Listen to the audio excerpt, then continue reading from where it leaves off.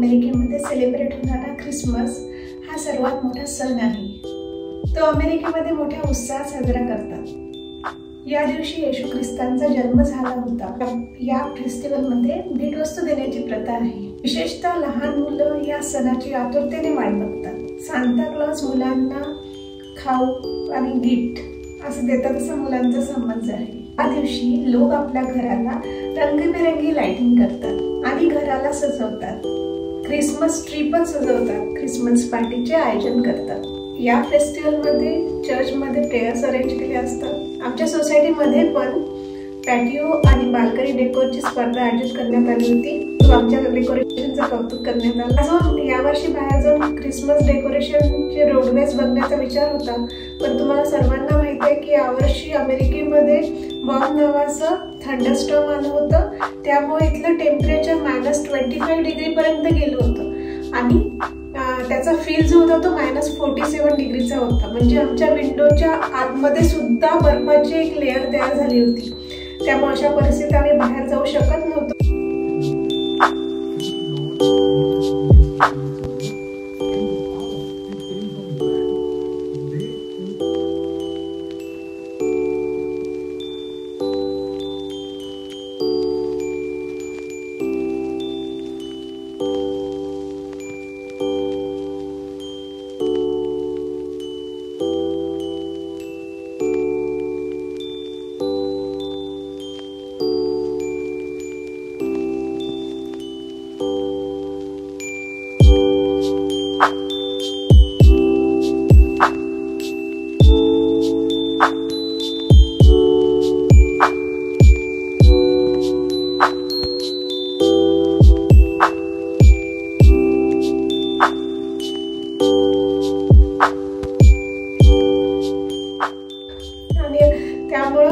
आम्ही ही Christmas party घरीच celebrate करण्याचं ठरवलं। त्या क्रिसमस पार्टीचे ग्लिम्स मी या व्हिडिओच्या एंडमध्ये शेअर करणार आहे।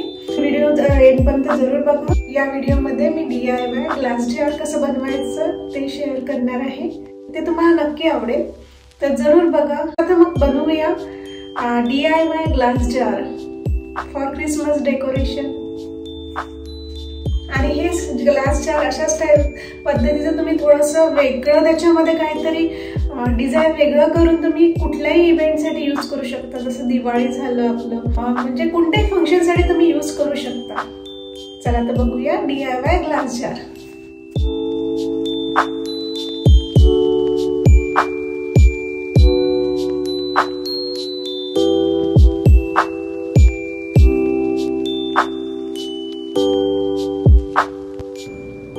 मेरी क्रिसमस टू ऑल। आज आपण बनवणार आहे डेकोरेटिव्ह ग्लास जार। त्यासाठी आपल्याला लागणार आहे हा ग्लास जार, स्नोफ्लेक्स, लाइटिंग आणि काही डेकोरेटिव्ह आयटम। चला तर बनवूया।